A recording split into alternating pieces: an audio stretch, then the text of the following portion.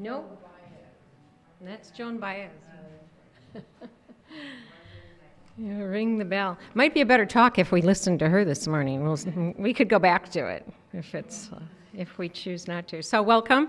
I'm Alison Page, and I'll be presiding this morning. And welcome to Faces New and Old. Thank you for being here with us. Who would like to light the chalice? So many options. Go for it, Count. All right, you can go. Oh, I can click. Can I click?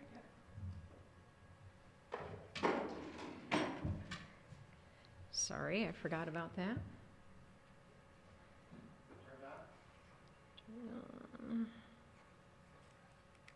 Got it. Perfect. All right. We light this chalice. Come on in. Come on in. We light this chalice, and our symbol, the chalice, represents the light of reason, the warmth of community, and the flame of hope. Our theme for the month of January, and this is the last Sunday in January, is practicing resistance. So again, this week we're going to be talking about resistance and what resistance looks like in our lives.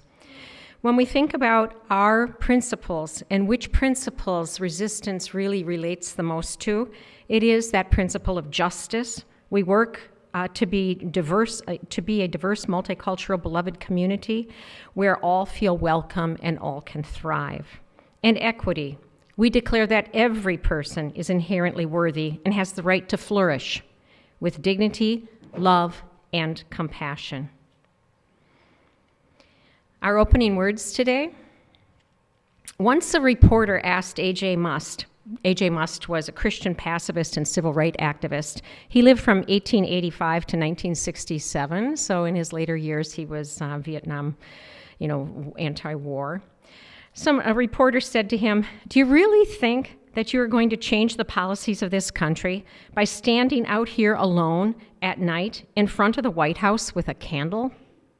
Must replied softly, "Oh, I don't do this to change the country. I do this so the country won't change me." Right now, we'll take a pause and greet one another, and don't forget to congratulate Colin, who's back from the big football win.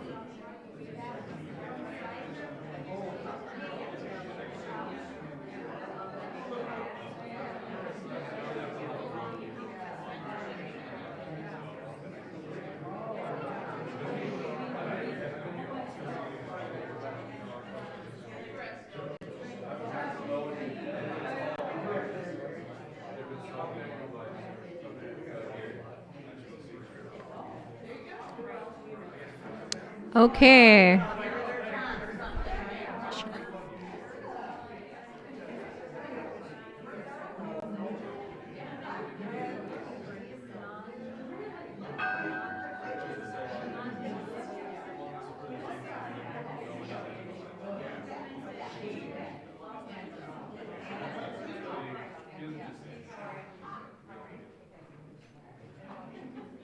All right.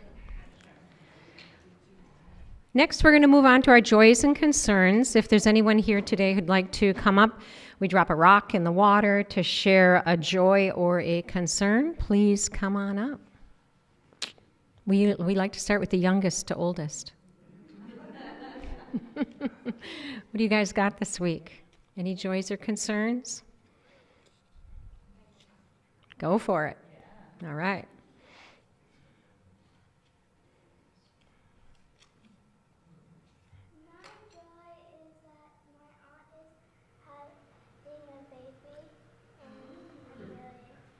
She's sharing that her aunt is having a baby.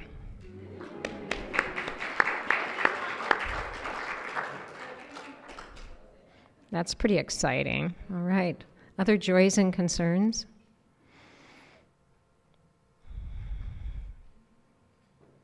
Okay. Wendy?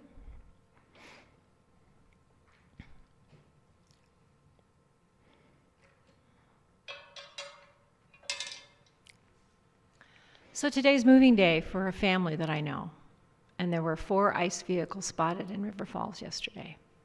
So prayers for them.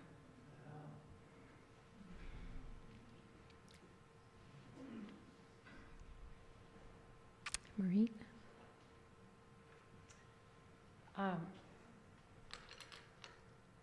Colin's back. And he's wearing the, come on you guys, stand up. He's wearing the sweatshirt that he wanted all season, right? That's pretty exciting. Pretty fun. Other joys and concerns?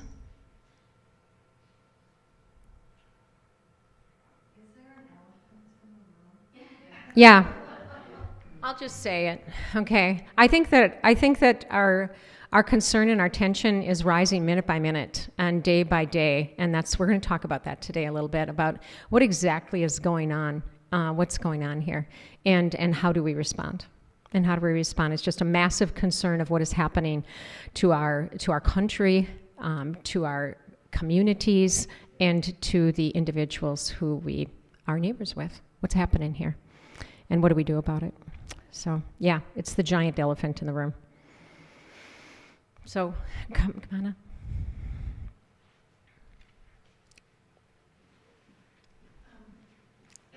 Speaking of that giant elephant in the room,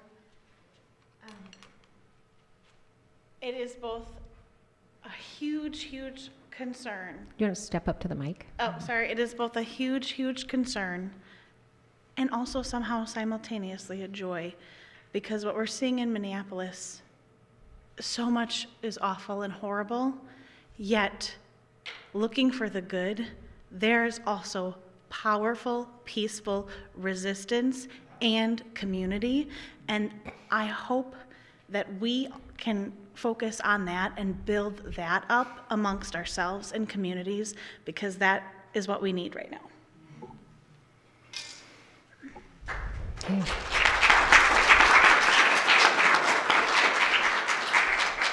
Anyone else? Okay. Then I'll place the large rock in the water for all the joys and the concerns that go unspoken this morning.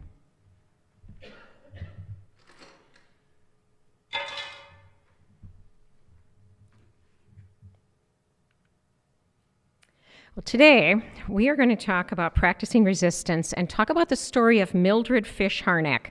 Anybody know who Mildred Fish-Harnack was? Okay. Well, my husband does, because we live together. So, as many of you know, in one of my other lives, I'm a member of the River Falls Board of Education, and I'm on the subcommittee that's reviewing all the policies in the district, every single policy, and we're reorganizing, revamping them. And one of the policies we reviewed this fall was the policy about observance days. What days do we observe in the public school system? And it's a list of 21 days that we observe over the course of the school year where students are reminded of an important individual or an important moment in history that we are to observe. And so I'm reading through these and I'm like, I don't even know who some of these people are. What happened to fall in September, and the night that we were discussing this happened to be the week before Columbus Day. And Columbus Day is one of the listed days that we observe in the state of Wisconsin in our public schools. So I asked the question, why don't we observe Indigenous Peoples Day? Wouldn't that be appropriate? And after much conversation, what the majority of the group landed on was that we are going to follow what is required by state law. You'll note from time to time the governor of Wisconsin will say, hey, today we're observing this or we're observing that. That is separate from, and that doesn't mean it becomes law. The school districts generally in the state of Wisconsin follow what is written into law, and that is 21 days that we observe in our public school systems. We can do more than that. We cannot do less than what is required. So I said, why don't we just add on Indigenous Peoples Day? And it didn't pass with a majority. It was, let's stick with the law. So then I decided I was going to go down the list of all these days and learn about who are these people. And the one that I was least familiar with was Mildred Fish-Harnack. And so I just pulled her up on Wikipedia and started reading about her. And who was she, and why are we honoring her? Why do we recognize her in the public school system of Wisconsin? Very, very interesting story.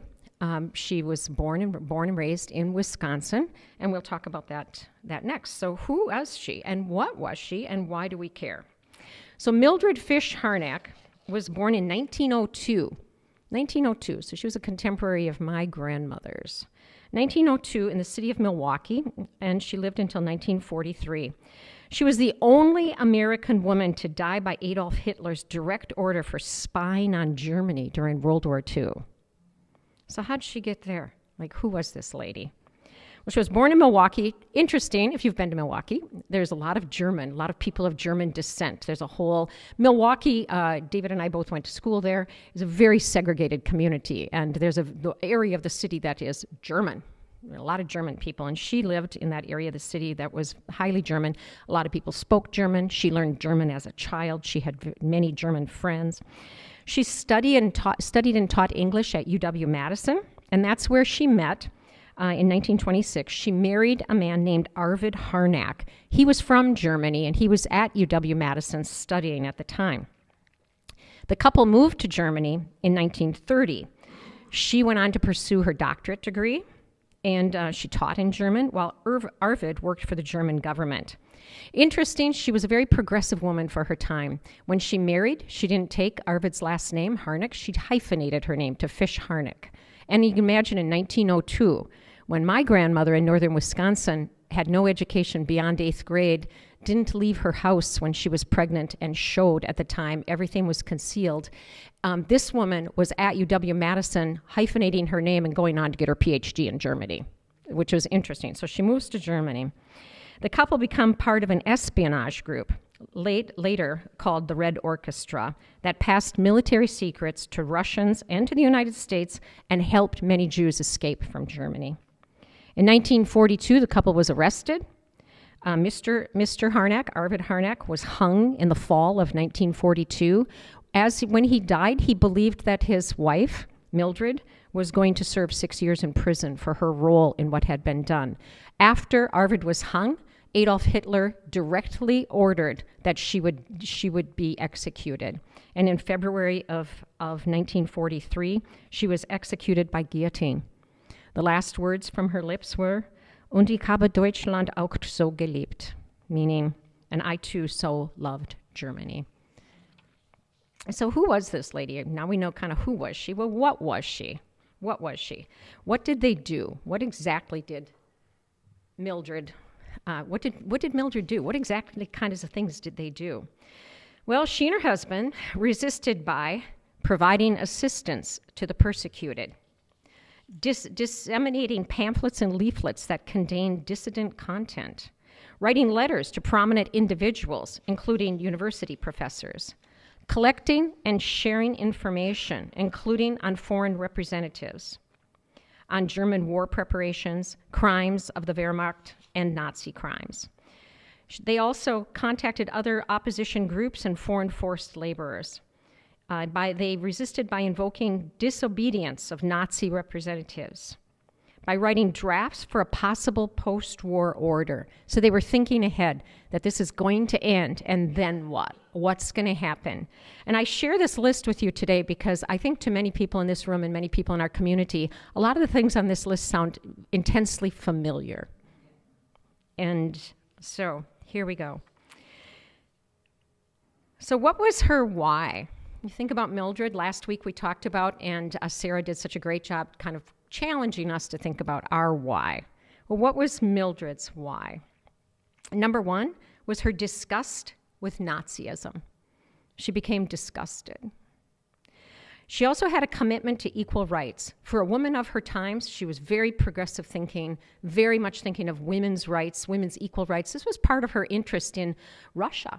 She was an admirer of some of the things that were going on in Russia, and Russia at the time was more progressive.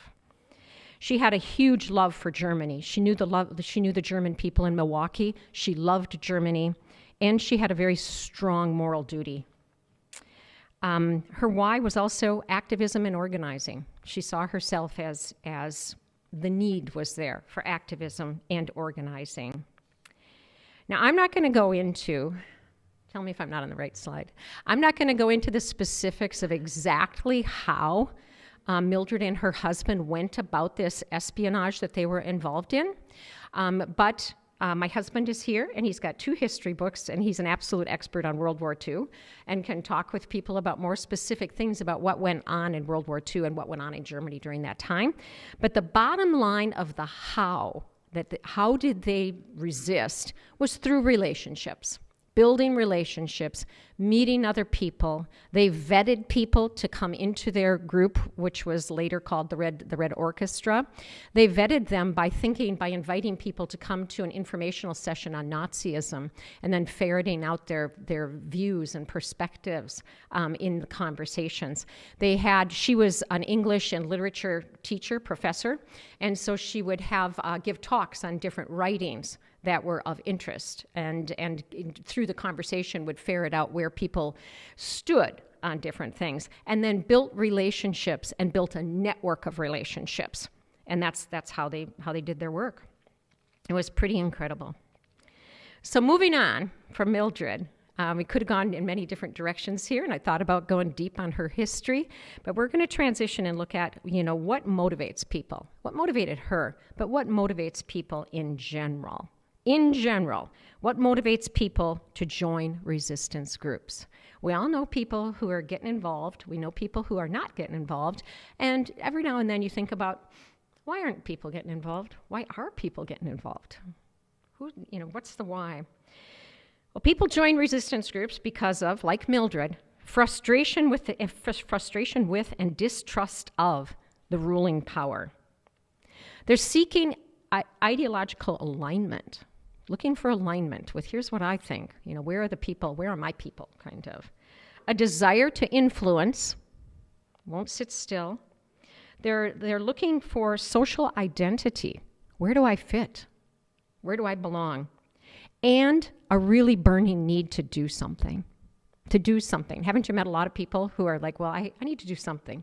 I need to do something. What can I do?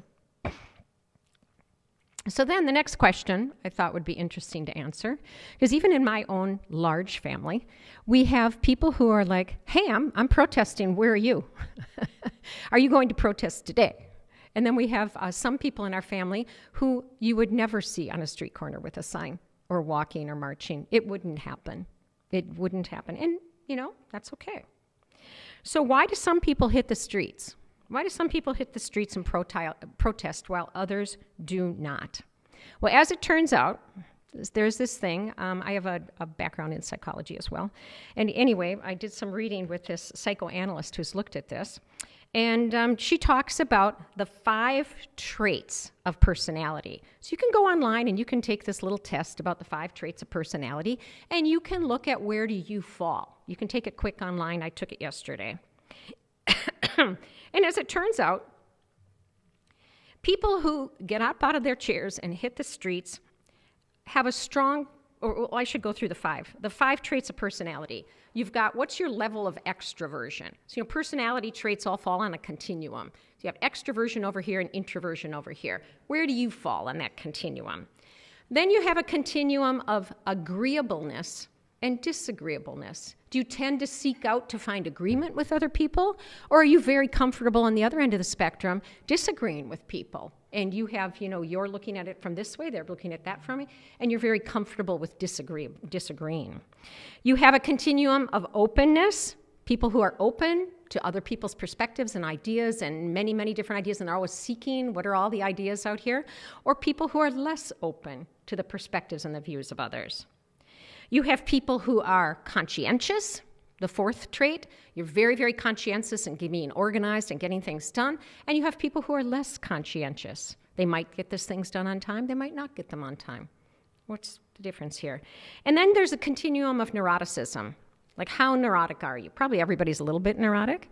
And this continuum goes from neurotic, extremely neurotic, over to mentally stable or emotionally stable. So we're all in there somewhere, right? So as when you look at who gets off the couch and goes and protests on the street, it tends to be people who are more extroverted. Tends to, and that makes sense, right? Now, the disagreeableness I thought was kind of interesting. People who are further on the spectrum on disagreeableness, think Greta, last name, Thunberg. Yeah, not extremely agreeable person. She's more a disagreeable, kind of, here's right, absolute. Agreeableness and disagreeableness. People are more willing to hit the street and protest if they fall on that continuum a little bit more towards disagreeableness. Openness versus less open. Now, this isn't everybody, of course, because you can go protest and be very open to other ideas, and we actually see many people who are out there with protest signs who really want to truly understand the people who are driving by, who are, giving us the finger and whatever. So openness and less open. People who are more likely to protest are less open, generally. Conscientiousness, there is no correlation there. Conscientious people on all sides of this. And neuroticism tends to be a little bit higher. Bolded that with people who are willing to protest. And we do sometimes see that. Even if you are out there protesting, you might observe people who are like, hey, chill, just a little bit. So people who are a little more neurotic are more likely to hit the street and protest. Now, as your level of disgust, and I think we're seeing this on a daily and weekly basis here right now, as your level of disgust increases, your propensity to protest actively and outwardly increases. And we're seeing that today. We're seeing that every day with what was going on right in our own neighborhood. Now, I'm going to read this to you. This I'll tell you who wrote it in a second here. So just think about this. So there's no way to capture how awful the last week has been for democracy, humanity, and very basic human decency. I'm worried about literally millions of immigrants, millions of federal employees, women in the military, Anthony Fauci, and gosh, all of us. I hope you're okay. Whether you are in the direct line of fire at this moment or just seeing it unfold in the news, there is no container big enough to process all this cruelty. I find that as I attempt to metabolize the news and feelings, I'm in a rapid alchemical process, morphing a bit like this, trying to uphold my daily responsibilities and rise to the moment all at once. At the root of this awkward inward morphing seems to be a question of my best role in these times. Where am I needed? How can I best serve? This is a long-haul battle we're all in. It will ask each of us to mature in ways I don't think we can yet imagine. We will each be called to rise to the challenge of finding that intersection between self and society that best reflects who we are. My goal is to stay out of fear, stay present with my loved ones and in my work, and also contribute to protecting our country and its people, lawful citizens or not. So this was written a year ago, today, by Satya Doyle Bayak. She's a psychotherapist. And she wrote this, and then she did some thinking about what roles people play. And this is where I want to start our conversation today. So what roles do people play? And she came up with a list of the 20 archetypes of resistance. The 20 archetypes. So last week with Sarah O'Neill, we broke into conversation groups and we talked about, what are your skills, what are your gifts, and what can you contribute? What's needed, what can you do, and what can you contribute to our time? Well, I thought that Sarah's list was very, very interesting. So she says, in trying to make sense of my best role, I've been pondering something I'm calling the archetypes of resistance. What are the ancient roles? She went back in history. She looked at the ancient roles that go into the enduring work of transformation, peace, equality, and freedom. No single role is superior or more important than any other. Each person has a part to play in the larger work, but by seeing these archetypes individually, we might get a better sense of how our skills and personalities can best contribute to the whole, rather than dissociating in the face of overwhelm or diving in over our heads. These archetypes offer a way to explore how we can get to work individually. Protesting isn't the only thing to do. There's lots of different things that can be done, and people need to find comfort and find what they can do. So the first one is the healer. The healer. And I'm not going to put these all up on the screens, but whether offering therapy to people in need, serving on the front lines as a medic, providing abortions for women in dangerous locations, or defending our public health, the healer protects us in body and spirit, bringing their skills and training to the forefront. When I think about the healer, I think about somebody like Anthony Fauci. Anthony Fauci, just bringing his skills and knowledge to the forefront to make a difference. The next one, this is the musician. The musician. Musicians help us process emotions and celebrate or lift the spirits of a neighborhood among devastation. They translate the pain into something we all need and hear and create a rallying cry to motivate change. When you think about the musician, I think of Joan Baez in the 60s. Next is the cook. The cook. Without physical and spiritual nourishment, we all wither. The cook is a person in the community at any scale, in a refugee camp, a restaurant, a church basement, or a home, providing food to sustain bodies and beings. The cook brings their talents in the kitchen into the dining space as well, knowing that alongside a shared meal is community and connection. When you think globally about the cook, I think about Chef Jose Andres in World Kitchen. They just show up with a hell of a lot of food and do good. Next is the neighbor. The neighbor. Sometimes the most important role in any of our lives is that of the neighbor. A person who helps to hold the community together and is available to offer a cup of tea, an ear, a meal, and even a bed when needed. The neighbor is often an unappreciated hero, but one who is remembered deeply in the hearts of the people they touch. We all know these people right now. They're active now. The neighbors who are showing up for the people who live next door. On a broader sense, think about Mr. Rogers. He's always said in any difficult circumstance, look for the helpers. The observer. Systematic change rarely happens quickly, and it takes incredible courage to observe suffering and share it with others so that it doesn't happen in the dark. The observer brings to bear their capacity for presence by witnessing what is unfolding and recording it for the rest of us. In this role, they serve to document events and lives for the present and for the future. When I read this was written a year ago, but when I read it, I thought about Monarcha, and I thought about the lady in the pink coat yesterday, making and observing and recording so that we would all know the truth.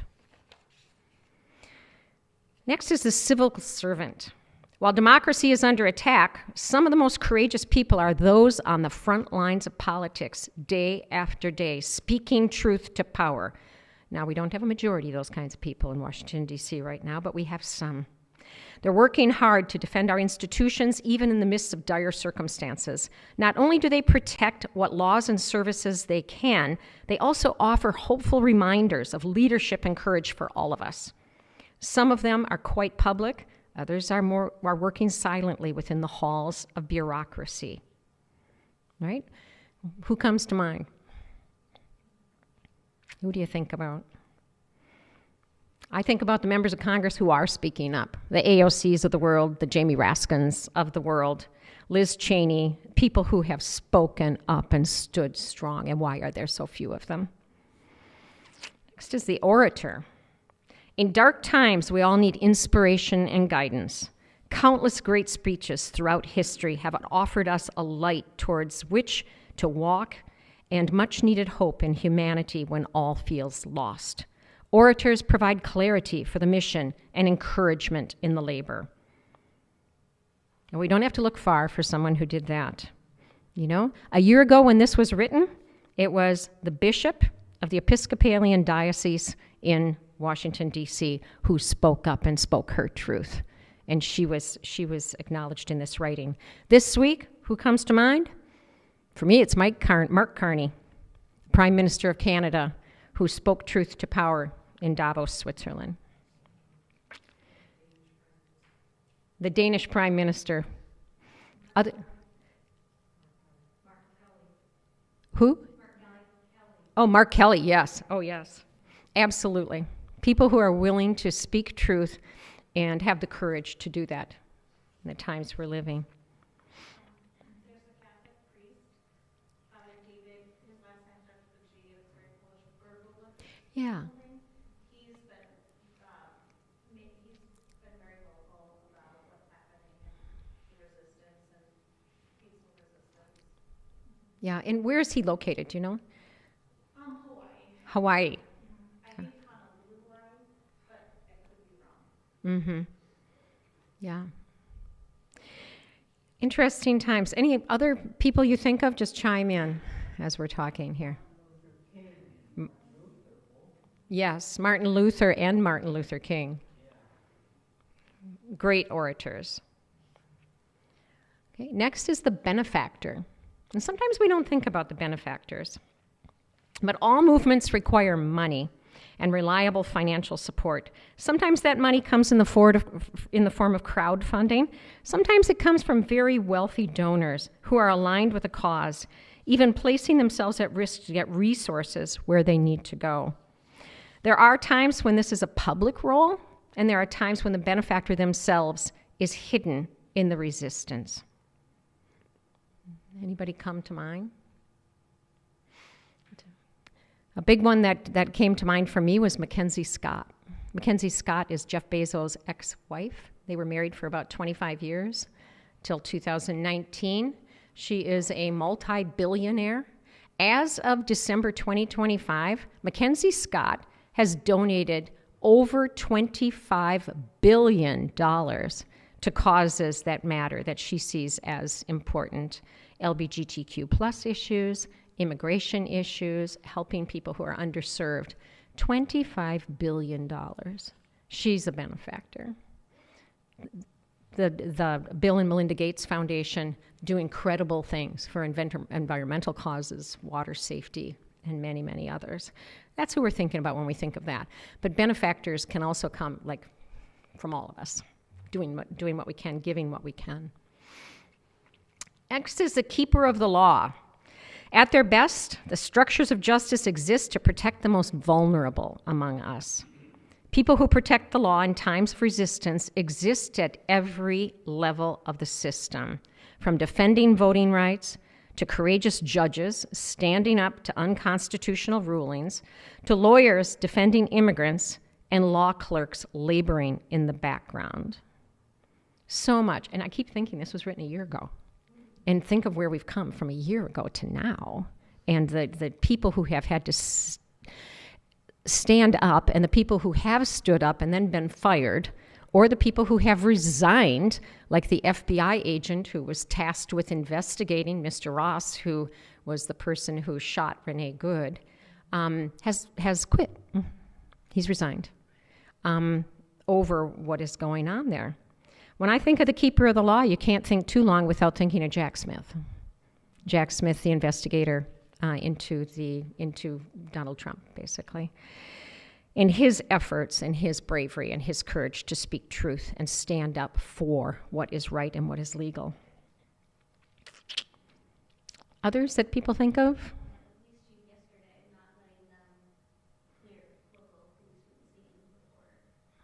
The police chief yesterday in Minneapolis who did not allow them to, what was not allowed? He didn't let ICE hear local police from the area Before they could collect information?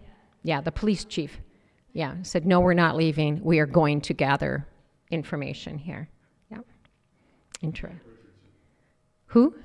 Elliot Richardson. Okay, say more. Would you like a microphone? World War II conscientious objector. On June 6, 1944, as a conscientious objector, he was a captain in charge of a medical company on Utah Beach. Mm. In 1974, Richard Nixon asked his Attorney General, Elliot Richardson, to fire Special Prosecutor Archibald Cox. I don't know what made Richard Nixon think he could intimidate Elliot Richardson. And Elliot Richardson resigned. Rather to than. the Saturday Night Massacre, where Archibald Cox was subsequently fired, and leading to the end of the Richard Nixon presidency. Yeah. Interesting. People who stand up for what is right. I don't know if we'll capture that on the video. Jonathan. Okay. Thanks, David. Next is the prophet. Often, the one who can tell the future is gathering information from what is right in front of us all. They can see it coming, putting the pieces together that the rest of us can't see. Sometimes they're receiving information and guidance from someplace else entirely. Because they so often think differently, we tend to think they're crazy until the final moment when we realize that they were right all along.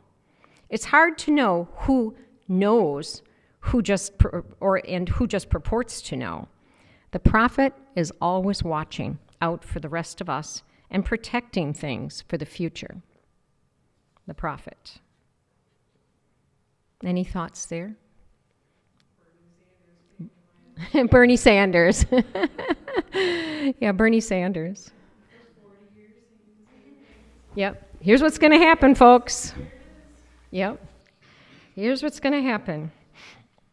Okay. I think Bishop Buddy would have also been a little bit prophetic when she spoke after the inauguration, and she was begging, please have mercy Yes. on the LGBTQ community, on our immigrant neighbors. I mean, she knew what was coming, and Yep. she was pleading for a different path. Yeah. For those of you who can't hear online, Bishop Buddy, last year, who pleaded from the pulpit in the Episcopalian Diocese in Washington, pleading with Donald Trump and the Republican elected leaders to have mercy on the people that she foresaw would be persecuted under this. Meanwhile, J.D. Vance was laughing through that conversation, if you remember. It's frightening. Okay, the wisdom keeper. While so much is being destroyed, it's critical that whatever wisdom and culture can be protected, be protected. The wisdom keeper protects our books, our languages, and cultural treasures for the future, as well as for needed inspiration, information, and orientation in the moment. The wisdom keeper may work as a librarian, an archivist, an oral storyteller.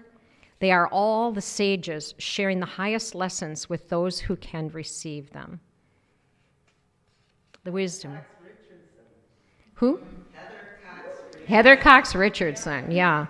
She is a treasure trove of knowledge and wisdom and bringing the history, what's happened in the past and how it's speaking to us now and why it matters now and what we could learn from it to make better decisions in the here and now. One of the things that popped in my mind was on January 6th. On January 6th, National Public Radio put out a link to a summary of here's what happened on January 6th, lest we forget. And it was every document, every news thing, everything that was there. It's there. It's a treasure trove. It cannot be rewritten. The history of January 6th cannot be rewritten as long as NPR has that information. It will prevail eventually, we hope. Okay, so another example is all the librarians out there who are fighting book bans. And let me tell you, they're out there. They are out there. You know, you might be surprised to know that in the modern school districts of today, like River Falls, a parent can go on the school district website and they can go straight into the library catalogs and they can look at every single book on every single shelf in the elementary school, the middle school, and the high school. It's all right there. It's right there. And so if you are a parent that is very concerned about your child reading a book about, I'll use transgender people or has transgender characters in it, you can go in and you can find that and you can put that book on a list that you do not want your child to be able to check out of the library. So if the child goes up to the librarian and wants to check the book out, they click, click, click, and they say, oh, you may not check that book out to the child. So I just was at the state school board convention, and I happened to be in a conversation with our head of curriculum in the school district, and I said, how many requests are we getting? Zero. People are not requesting that their children don't read books. And the one request we did get was that the child not read books that aren't even in the library. So it's interesting. Okay, the next one is the leader. The leader. When you're lost in the woods, it's a great comfort to know that somebody up ahead has a flashlight and a compass and feels comfortable being in the lead. A true leader is not invested in leadership for the sake of fame or prestige. They take on the role because they're able to orient towards integrity and morality in the scariest of times and model that orientation for the rest of us. The danger for all of us is expecting them to be perfect. The best leaders are humans right alongside us. Who comes to mind? Mahatma Gandhi? Oh, Mamdani in New York. Oh, New York, yes. I was confused because historically that's what I have listed here. Mamdani, yes. He's a leader. Here's the path. Here's what we need to do. And has that flashlight that helps you see the possible future. Very cool. People on the list, Greta Thunberg, Nelson Mandela. Think Alexei Navalny in Russia. And he was able to project that and why he had to be removed. He was too big a risk for them. And do we have people today who are doing that? Bill Hogseth from Civic Solidarity. Yep. Bill Hogseth or yeah. Some of you might know him. He's been able to help create that vision for the future and help take people there. Others? Ideas? Okay, the writer. On every level, communication is critical in times of resistance, whether to convey facts and information or inspire through poetry and storytelling. The writer shares the news as clearly and as factually as possible, provides inspiration to keep the people's souls afloat, and distributes needed intel. They help us stay oriented to reality, as well as to the deeper callings at the root of change. The writer. I think of Tim Snyder, what he's done. And I also think of Maureen Ash as the writer. Other people you think of or who you're reading? Again, Heather Cox Richardson. Keep people oriented. Robert Reich. Mm-hmm. Thomas R. Smith. You need some good thought-provoking poetry. Everyone who wrote during the Holocaust Yeah. about what was actually happening. All the people historically who wrote during the Holocaust, documenting and journaling what is happening. To save that. Yep. And then all the archivists who archivists who worked hard to save that. Exactly. Next is the defender. Not all protectors carry weapons, but some certainly do. The defender may be a soldier or an officer protecting our institutions and communities in some of the scariest moments, possibly putting their own life on the line. They can be our saviors when the side we're up against has all the weapons. The danger is knowing when to put the guns back down. You might think about Michael Fanone, Capitol Policeman, and all the Capitol Policemen, frankly, who were there on January 6th. Others? Okay. That couple in Minneapolis, if you've seen the footage, that they ordered some delivery food and the woman was bombarded by ICE and she went running into their house and she was there and ICE, of course, was trying to get them to open the door and they're trying to tell them, I want to see a warrant. No, let me see your warrant. And this woman was just cowering in fear. And there's a lot of colorful language from this woman as she's speaking to these ICE people about, no, you're not coming in here without a warrant. Get off of our property. And her husband is helping support them. And then at one point, it looks as if they're going to cave and let this woman go out to ICE. Because they have a 4-year-old at home and they're scared and they go to this woman and tell her, I'm so sorry, I have to let you go. I have to let you go. They're saying that I have to, and the local law enforcement wasn't helping. But then she changes her mind and she says, no, absolutely not until you have a warrant. So they really Stood firm. Yep, stood firm and stood up. Yeah, there's some discrepancy there on what's actually needed to enter someone's home. The ICE agents are getting messages from different messages. Okay, and we do have a mic somewhere. Who's got the mic? I just wanted to add to Pass the mic back there. I just wanted to add to that particular story. I watched the video as well, and one thing I noticed that she did was she was live broadcasting and told ICE that she had 15,000 followers watching her live broadcast. And I think that was probably a significant assistance. Yeah. Yeah, it's interesting how individual members of our communities are creating the net of accountability with our cell phones. That's happening now. Next is the seed keeper. Some people are oriented to fight back in the moment, and others are thinking far, far into the future, anticipating what will be destroyed and protecting what needs to be protected. The seed keeper may be saving actual seeds for future harvest, or they may be acting like seeds themselves, going deep underground or away from society to protect knowledge, artifacts, or life for another time. They tried to bury us. They didn't know we were the seeds. I think of the witches, But other thoughts, things people think of? Next is the code maker. The code maker, there are code breakers and there are code makers. When communication becomes dangerous and public information networks cannot be trusted, resistant movements need people who can communicate without the risk of being heard. This may mean hand signals, Morse code, or a spoken language that very few people know. It may also mean mastery of digital spaces that can't be hacked. Code makers help protect lives and resources by passing information along that cannot be easily known.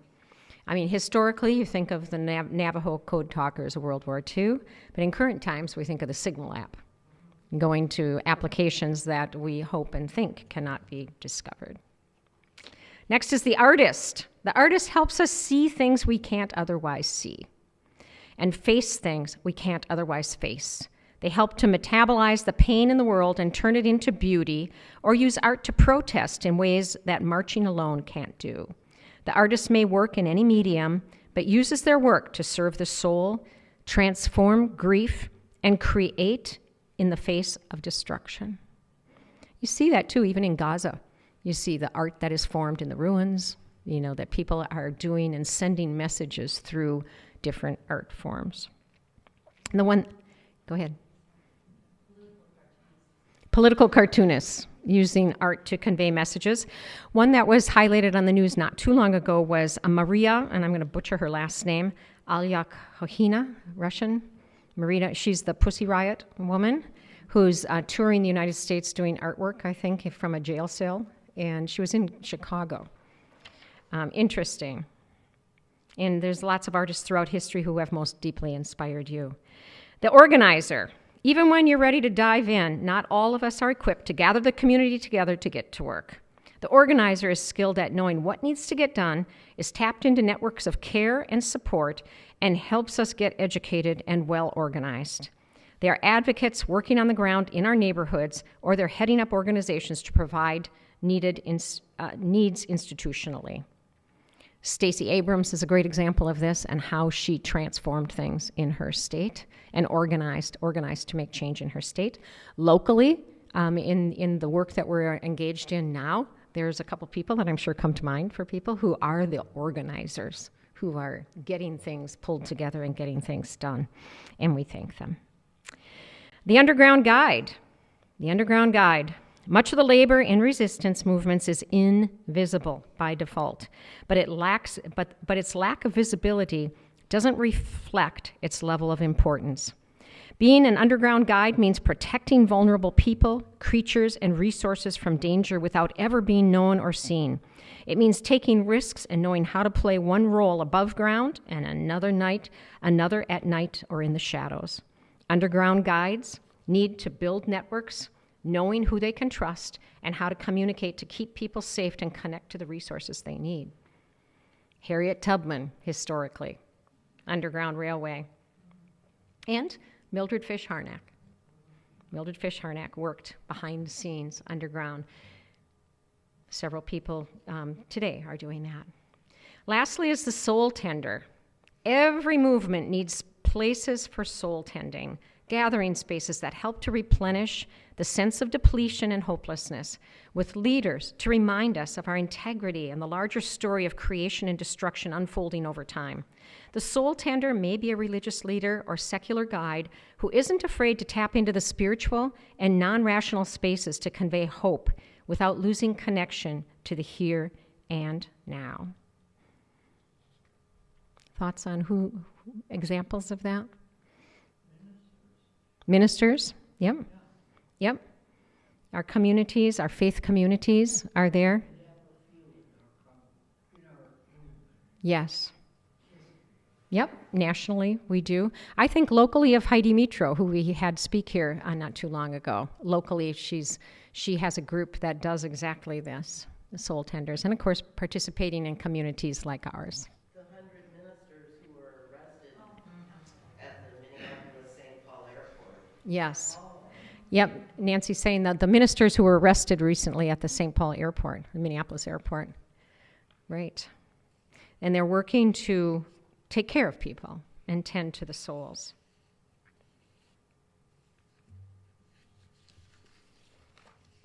Other thoughts on this? Archetypes? Any others that you think are missing or you'd like to add to the list? Yep. I made a list where in that list the laborers are, the people that The laborers, the people who are working. whatever you want to call them, Mm-hmm. because that's what's running Minneapolis. Yep. The laborers, just the everyday people who are working. Mm-hmm. Yep. That's a good one. So last week, Sarah shared this diagram with us where you look at, my sphere of concern is this big. It's this big. But if I zero into where can I influence? Where can I influence? And then you look back at this list and you say, do any of these resonate with me? Does this reflect actually what I'm doing? And part of the reason I thought this list was so compelling is that it not only helps you discern what you can do, but helps you broaden your level of appreciation. I'm not going to judge some people I know who say I am not carrying a poster on Main Street. You're doing other stuff. You're an artist. You're making things happen. And there's many, many different ways to contribute and participate and be engaged in something. And if everybody does their little part, the collection of everything is huge. So then now again, we ask ourselves, as Sarah did last week, what's your why? Whoops. What is your why? What is your why and what can you offer? Because we're running low on time, I'm just going to let that sit with you. You can ponder it over the week on what is your why. Why are you engaged in any resistance that you're involved in? And what's your why, and what can you do? Can you do to make a difference? So now let's go back to Mildred Fish-Harnack. So she was an ordinary person. She was a kid from Milwaukee who happened to grow up in a German neighborhood. She was an ordinary person who lived in extraordinary times, a person driven by love and a passion for justice, a person who took action for the betterment of others and the future of the world. And with that, I would say we are living in extraordinary times. Okay. Any thoughts or contributions that anyone would like to make? Yep, Lynn? You didn't say, do we actually celebrate her? Oh, yes. So I thought about, I'm curious about this. I'm so curious about this. So Lynn's question was, in the public schools, do we actually observe and celebrate Mildred Fish-Harnack? So we were out to dinner last night with some of our grandkids, and I said, hey, you're in 6th grade. You ever heard of Mildred Fish-Harnack? Nope, not a word. I asked at the school board meeting, so tell me more about this observance. In what way do we observe these people? Because it's not just her, it's many other people as well. And when I asked at the school board meeting, it was like, well, sometimes we do an overhead announcement in the morning, like, hey, FYI, it's Mildred Fish-Harnack Day, and here's who she was. None of these kids have ever heard of her. So I think we don't do a very good job of it, is what I'm thinking. And maybe I will help to inspire a better way, as well as continuing to try to inspire an expansion of the list of observances that we do in River Falls. We'll see.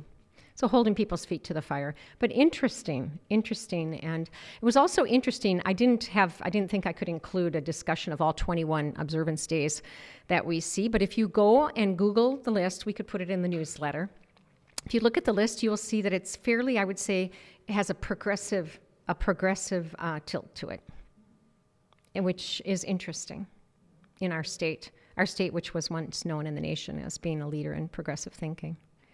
So here we are. Other thoughts? Okay, then we'll go forward with announcements. Next week, you get to hear me again talking about blue zones. I'm talking about blue zone thinking, what a blue zone is, and what's happening in our region related to incorporation of blue zone thinking, which is basically about improving the health and wellness of our communities at large. The next week, February 8th, we will have Shinko Rick Sloan will be with us. February 15th, we will have Grace Caggio talking about the watersheds of the St. Croix Valley. And then February 22nd should be very, very interesting. Prescott Berg, who you may know, he and his wife took a trip to Vietnam, and he's going to be talking. So February 1st, we move into the theme of resilience, building and talking about resilience as a whole. So Blue Zones is about building community and individual resilience, health and wellness resilience.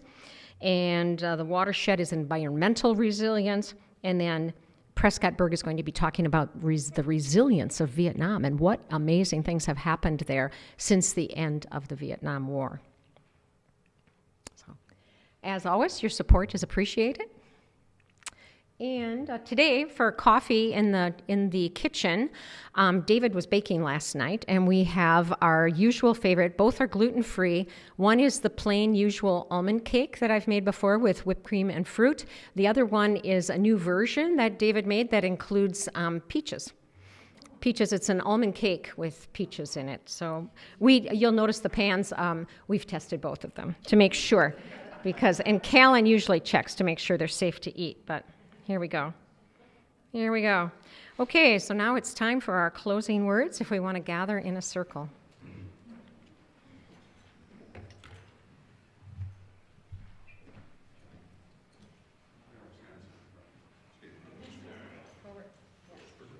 Yes. Shouldn't be surprising, but here we are.